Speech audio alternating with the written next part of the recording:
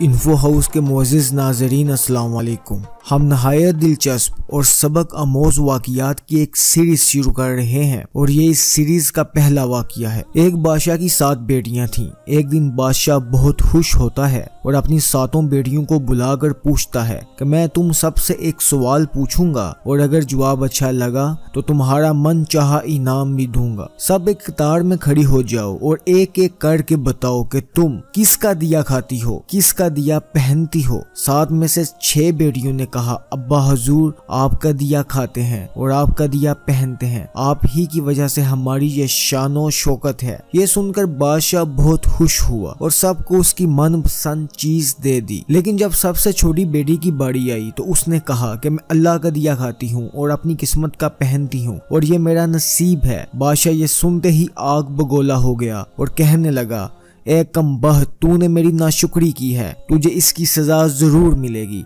शहजादी ने कहा, जो हुक्म अब्बा हुजूर। बादशाह ने सिपाहियों को हुक्म दिया कि जाओ इसे जंगल में छोड़ आओ, मैं भी ये देखूं कि ये मेरे बगैर कैसे अल्लाह का दिया खाती है और अपने नसीब का पहनती है। शहजादी से तमाम जेवरात वापस ले लिए गए और हस्ता हाल कपड़ों में बगैर किसी साजो सामान के बादशाह के हुक्म के मुताबिक जंगल में तन्हा छोड़ दिया गया। लेकिन शहजादी बहुत मुतमईन थी और तवक्कुल अल्लाह थी कि जो उसने रिज़्क़ और ऐशो इशरत मेरे नसीब में लिखी है वो मुझे जरूर मिलेगी। सब सिपाही शहजादी को छोड़कर वापस चले गए। शहजादी जंगल को देखने लगी। चारों तरफ दरख्त ही दरख्त थे और दोपहर से शाम होने वाली थी। शहजादी ने सोचा क्यों ना कुछ लकड़ियां जमा कर लूं ताकि रात को आग जलाऊं, फिर कोई जंगली जानवर पास नहीं आएगा और रात भी गुजर जाएगी। शहजादी जंगल में लकड़ियां ढूंढने चल पड़ी। उसकी नजर एक झोंपड़ी पर पड़ी जहां बाहर एक बकरी बंधी हुई थी और अंदर से खांसने की आवाज आ रही थी। पहले तो शहजादी बहुत हैरान हुई कि इतनी वीरान जगह पर झोंपड़ी। जब वो झोंपड़ी के अंदर दाखिल होती है तो क्या देखती है कि एक बूढ़ा ज़ईफ एक चारपाई पर लेटा है और खांसते खांसते पानी पानी पुकार रहा है। शहजादी इधर उधर देखती है तो कोने में एक पानी का घड़ा पड़ा होता है।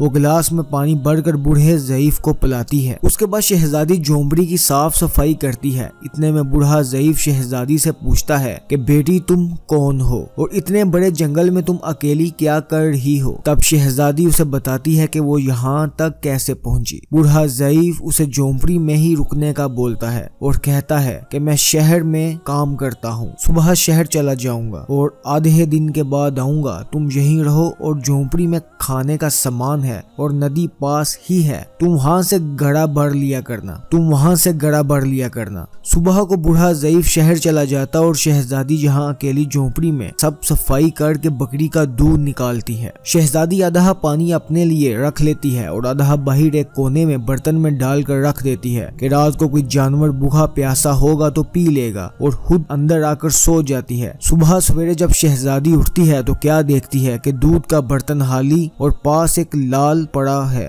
जो देखने में बहुत ही नायाब और कीमती मालूम होता है। पास ही सांप के निशान भी नजर आते हैं। तब शहजादी को याद आता है कि बचपन में उसने सुना था कि जब कोई नायाब सांप बहुत खुश होता है तो एक ऐसा लाल उगलता है कि जिसकी कीमत हीरे जवाहरात से भी महंगी होती है। शहजादी बहुत हैरान होती है और दिल में सोचती है कि शायद सांप भूखा था इसलिए वो दूध पीकर खुशी में लाल छोड़ गया। फिर वो लाल उठाकर अपने पास रख लेती है और फिर अगली रात शहजादी बर्तन में दूध रख देती है और अगली सुबह जब देखती है तो फिर एक लाल होता है। ऐसे ही करते 7 दिन गुजर जाते हैं और शहजादी के पास 7 लाल जमा हो जाते हैं और उस दिन बूढ़ा ज़ईफ भी आ जाता है। तब शहजादी उसे लाल दिखाती है और सारा वाकया बताती है और बूढ़े ज़ईफ को 3 लाल देती है और कहती है कि शहर जाकर ये लाल बेच दो और आते वक्त अपने साथ महल बनाने वाले मजदूर लेकर आना। बाकी 4 लाल शहजादी अपने गले में माला के तौर पर पहन लेती है और कुछ ही महीनों में जंगल में एक आलीशान महल तैयार हो जाता है जिसमें बूढ़ा ज़ईफ और शहजादी रहने लगते हैं। ऐसा खूबसूरत महल जिसमें हर आराइश, नौकर चाकर, दुनिया की तमाम नेमतें मौजूद होती हैं। शहजादी जंगल में लकड़ी की फैक्ट्री लगा देती है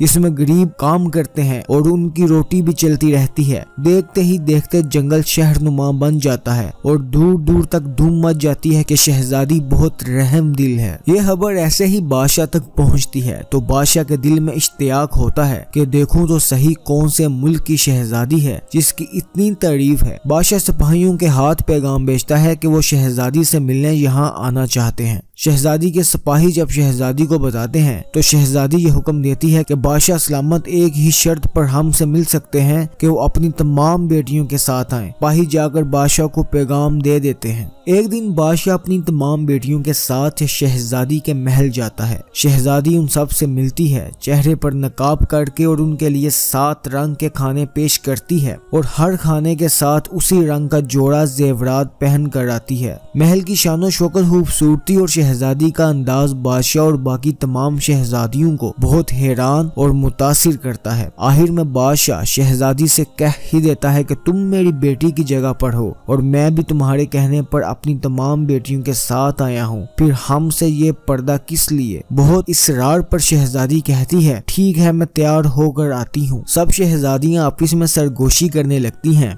इतनी तो तैयार है, इतने महंगे जेवरात पहने हैं, अब और कितना तैयार होकर आएंगी। इतने में क्या देखते हैं कि दूर से एक हंसता हाल कपड़ों में कोई आ रहा है और गौर करने पर बादशाह को याद आता है कि ये अभी तक जिंदा है। मैं तो सोचता था कि इसे जंगल के जानवर खा गए और जब मैंने अपने सिपाहियों को इसकी खबर लेने भेजा था तो तब उन्होंने ही बताया था कि वहाँ शहजादी का कोई नामो निशान नहीं है, तो ये कैसे मुमकिन है। बादशाह खुशी से झूम उठता है और कहता है शहजादी को बुलाओ, मैं तुम्हें शहजादी से आजाद करवा के ले जाऊंगा, चाहे वो तुम्हारी कीमत में मेरी सारी बादशाहत मांग ले। ये सुनते ही शहजादी बोलती है नहीं अब्बा हुजूर, मैं ही वो शहजादी हूँ।